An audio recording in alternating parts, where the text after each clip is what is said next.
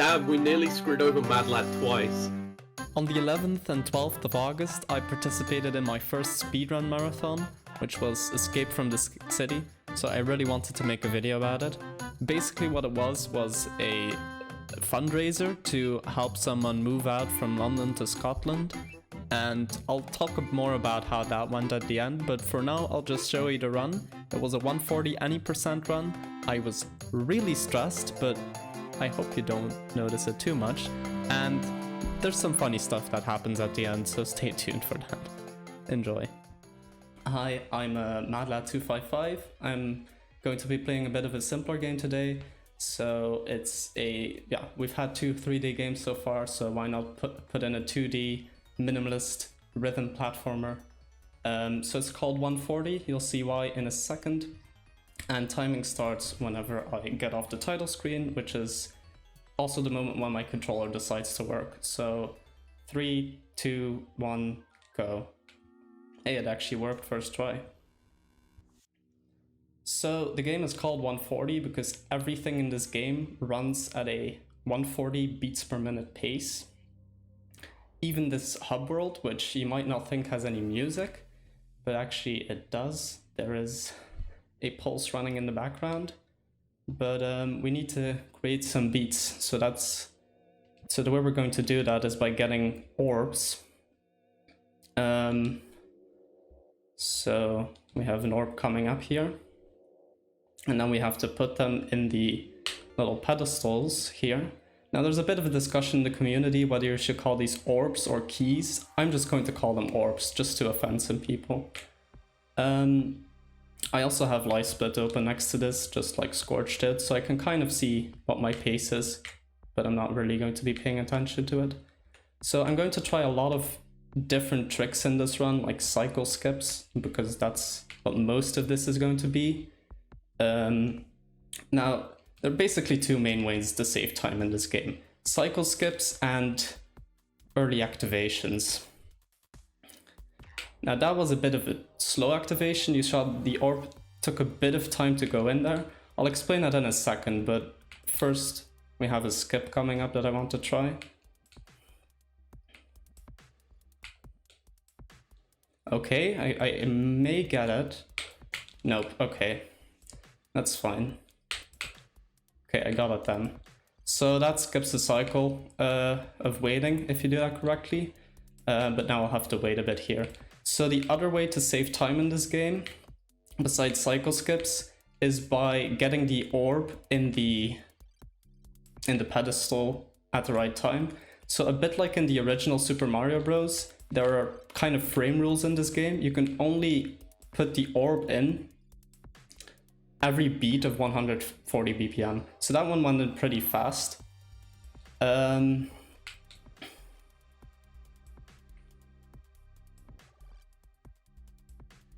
So this is just a lot of cycles, so I can just explain more about the frame rules, I guess. So 1 beat of 140 BPM, if you do the maths, that's about actually exactly 3/7 of a second, which is 0.42 seconds. Now you might know from Super Mario Bros. That the frame rule is 21 frames, which is about 0.35 seconds. So this game actually has longer frame rules. Now here's a cycle skip that I'm going to try to do, but it's frame perfect, so yeah, that wasn't happening. So the reason why I wanted to jump in there early is to get this orb early. But you can get that 1 cycle earlier if you do that perfectly, but that's fine. So here we have these jumping pads. And coming up as the easiest trick in the run, but I always mess it up, so yeah.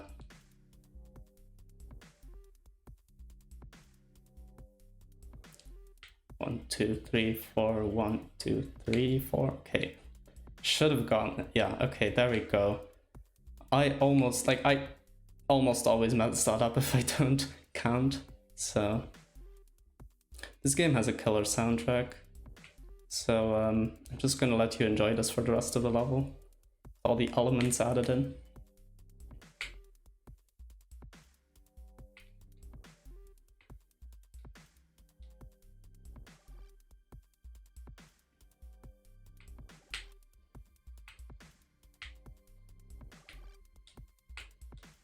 You can't go any faster there, by the way. You have to wait for this platform to go down.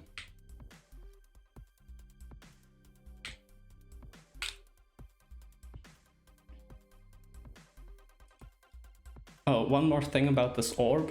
This one is special. It's a bit like 8-4 in Super Mario Bros. In that it's like 8-4, every frame counts. Here, every 10th of a second counts. So yeah, it's more precise. It's still not frame perfect though, but it's definitely something to keep in mind. That's also the only level where that happens. It never happens anywhere else throughout the run. So level 2, level 3, not gonna happen. So here we are at the first boss fight, which is basically just the game deciding that no, actually a rhythm platformer was not the right genre, let's go for a shoot 'em up instead. And actually every boss fight is unique. This one has a bit of RNG. You can see the static blocks wobble around a bit, and that can actually make you lose or save cycles. But it's not too noticeable. I think that was pretty good. I don't know. There are other places in the run where you can lose way more time, so it doesn't really matter. So now we're on to level 2. So this one I think is called Snakes and Ladders, and you'll see why in a bit. Also something about the levels in this game. So you might have seen 4 orbs there at the start. We're only going to do the first 3 levels because that's any percent. The 4th level has some really cool tricks, and I recommend... Oh, nice, I got that.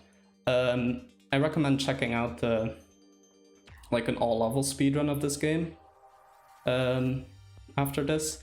I'm not going to be doing level 4, it's very inconsistent. I didn't have enough practice with it. But there's a lot of cool skips. You can even skip an entire orb in that level. So yeah, it's crazy. Now this part is pretty chill, so just gonna wait here.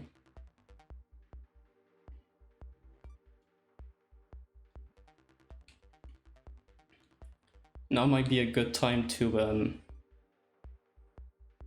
just relax a bit before doing the next skip, which is going to be in the next level. I mean, I hope I get it. Probably not, actually.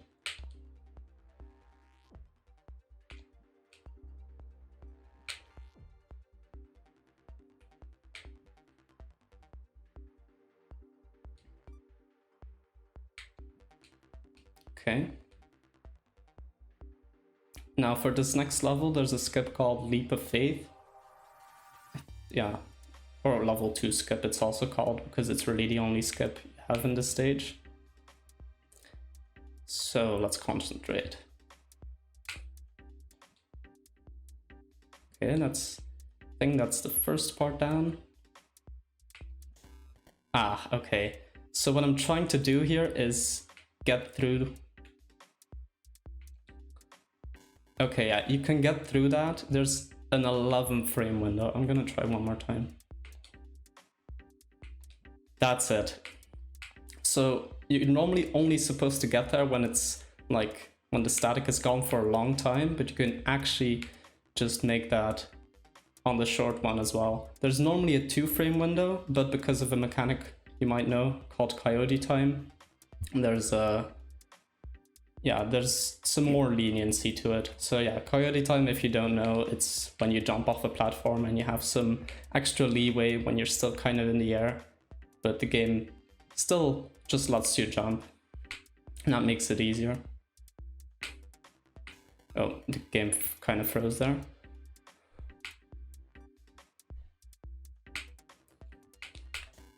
Wow, okay, yeah. Fun fact, I was watching a run of this morning, and like the runner also just died here for random reasons, and then they like completely lost their flow. Why am I dying so much?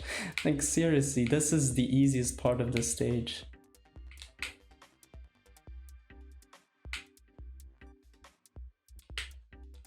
Okay. I'm just gonna wait it out.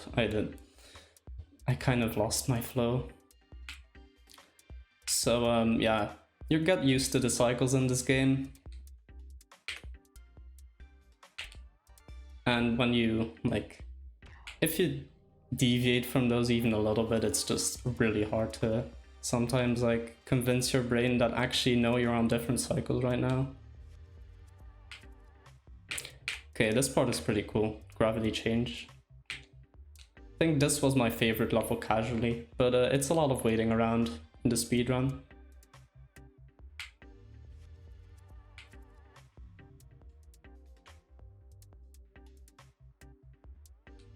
There we go. That's like one cycle skip you can do. Normally you have to go up and then go down and fall through, but you can kind of make that. That was not... Normally you're not supposed to hit that, but that was actually really close. You don't really have any agency there.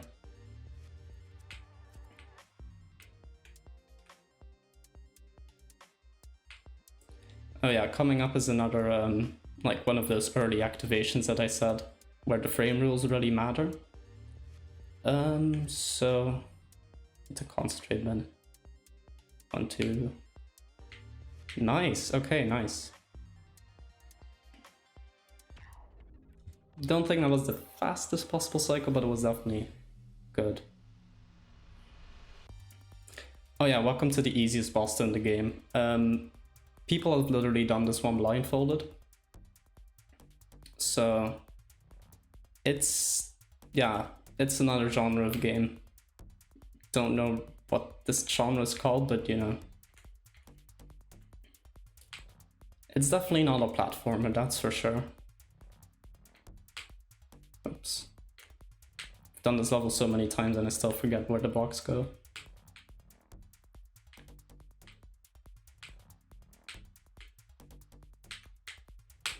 So I actually, the first time I did this, like my casual playthrough of this game, which I recorded at some point and put on a YouTube channel, bad idea. But yeah, the first time I did this, it took me 10 minutes just because of this one guy. This phase is like, it's not hard, but you just have to know the timing. And that was almost, I almost killed myself there.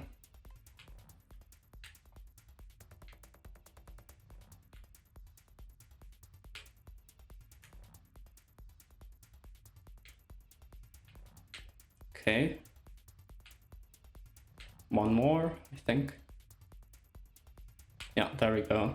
So yeah, apparently I just spent 10 minutes on that one part in my casual playthrough, which is honestly impressive.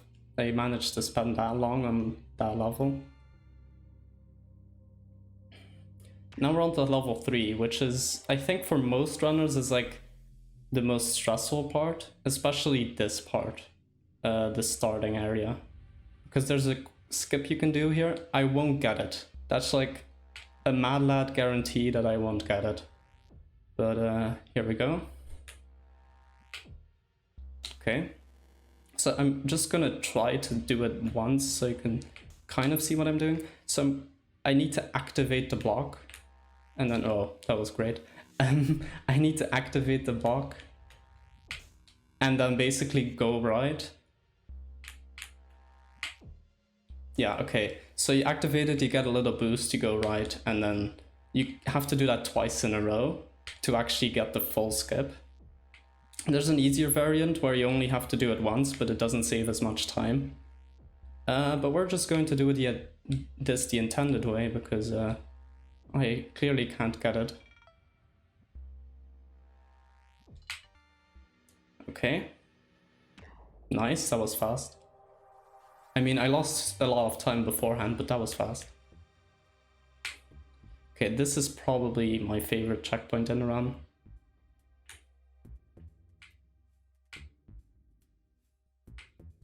Ooh, that was close. So the reason why I'm taking these cycles, like why I almost hit the static there just now, is because I want to get a cycle skip here. Nice, okay. You can just walk through that if that works out. And the reason why I wanted to do all of that is because this is probably the worst cycle in the entire game. There is a wheel and like, you can only get that when the orb is down, and every 9 seconds it goes down. So that's 9 seconds of time loss if you don't get that. But I got the best possible cycle there. So we're good.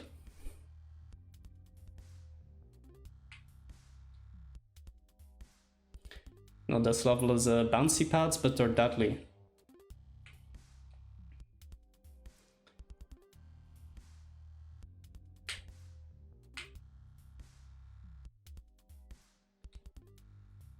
Okay, here we have another kind of coyote jump that we can do.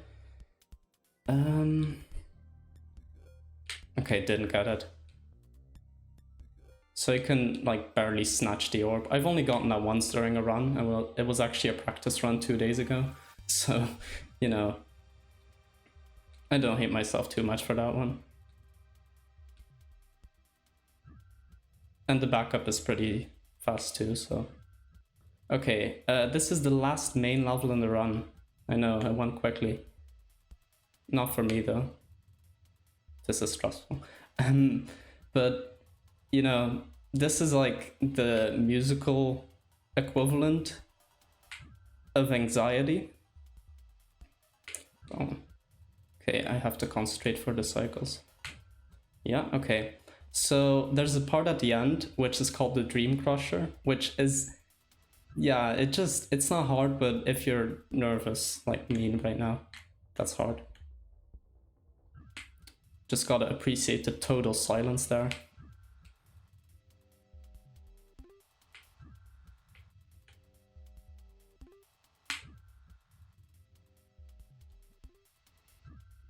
Okay, so this is the Dream Crusher. It's coming. It's imminent. There we go. Okay.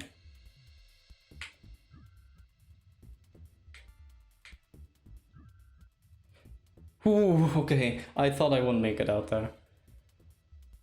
Yeah, that is actually... That's literally a gold split.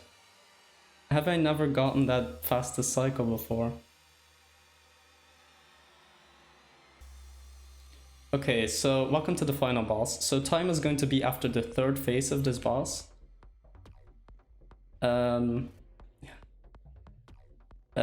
So you might think, well, what's so hard about this boss? Why is this the final boss? It's just pointing at the thing. It's another shoot 'em up, but it's like different.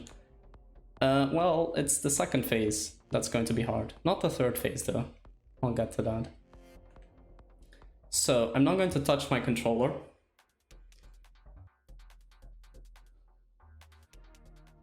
Yeah, there's an offset. And actually the offset changes. It goes from 1 to 2 and then back to 1. So let's concentrate. The last phase is not hard, and I'll tell you why in a sec.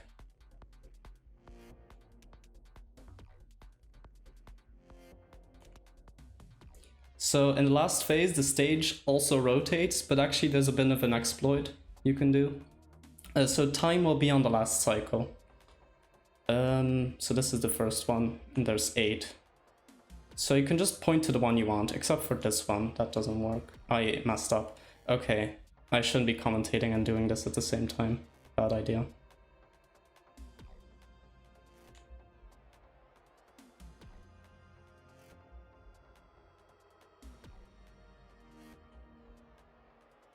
So this is 4.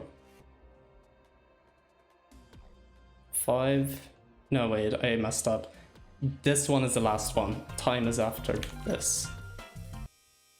Time. Yeah, I just messed up. Okay, I was too concentrated there. Jeez. Okay, so high bitrate. Not high bitrate, I mean hello to the bitrate, because the bitrate is going to be really bad now. MKW jump scare. So yeah, that's 140. So there's also level 4. So I implore you to check that out. Just check out a run of the 4th level in your own time.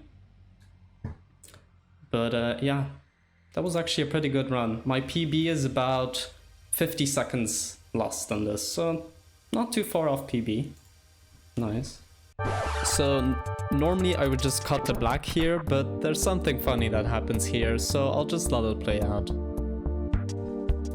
So I usually run this game at the end of a stream, just whenever I want to spend some extra time doing stuff. But yeah.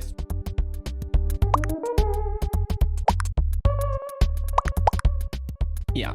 So if you were wondering what happened there were a lot of technical issues happening behind the scenes, and I just happened to get faded out by accident. That's not really, I don't mind. I was trying to self-promote anyway, so they made the right decision. So to conclude this video, I would like to give some final words on the run and just the marathon in general. And then I would also like to just promote some people's channels because I think they really deserve this. They really put a lot of effort into this. So if you couldn't tell already, I was really stressed before this run. Like, it was so bad. I hadn't played 140 for like 2 weeks before the run. I thought I would do terribly. I ended up doing like 2 practice runs in the days beforehand, which by the way, you can find those on my VODs channel if you're interested, but that's not important. The important thing was, I was just dying. I ended up like in the VC, I ended up just doing random tongue twisters to like keep my sanity and also for the audio check. But I ended up telling one of the people, Perry, the person we were trying to raise money for, I ended up telling them that, yeah, I'm kind of stressed. That's an understatement. I'm really stressed. And they really reassured me and just said, yeah, you're gonna do fine and this and that. And yeah, it felt genuine. And it definitely helped me. And just in general, like the community that formed around this run was really great. And I can't speak for everyone, of course, but this was really a fun experience. Just chatting with other runners after my run, and I ended up like watching the entire marathon for like the entire weekend that it lasted. I completely like broke my sleep schedule and all of that, but it was fun. I don't care, I don't mind. There was a really nice variety of runs, different genres and communities. So I'm showing some of these on screen right now. If any of these look interesting to you, I highly recommend you check out Pods' channel, either their Twitch channel or their YouTube channel, because they've put all of the runs on there. You can also just watch the entire thing. It's split across 2 days, so you can find all of that there. Alright, we're good. Nice, let's go. Oh my god! Listen, okay? I have nothing to say. It's a really precise RNG manipulation strat. Definitely, okay? Definitely. As for the fundraiser, the goal was about £600 to help Perry move from London to Scotland. We ended up raising slightly more, 880. That's an understatement. But that was thanks in part to Pods throwing in a bonus incentive. They said, well, if we hit £875, which they thought was unrealistic, I'm going to play Kaizo Mario Galaxy on stream, which, if you don't know, is a really hard ROM hack of Mario Galaxy. I can confirm they are still doing that and they are suffering. I died. What?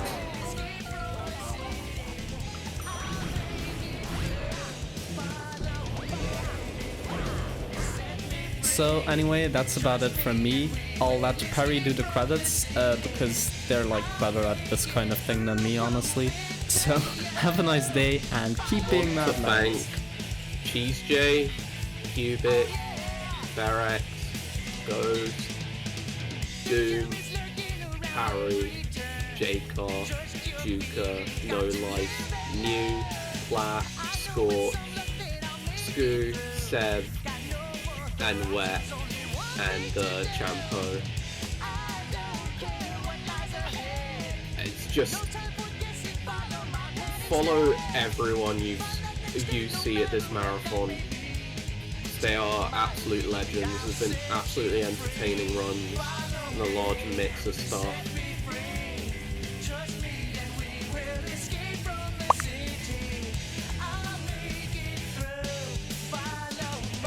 Holy shit, thank you. Oh yeah, Mad Lad, forgot. Oh wait, damn, we nearly screwed over Mad Lad twice.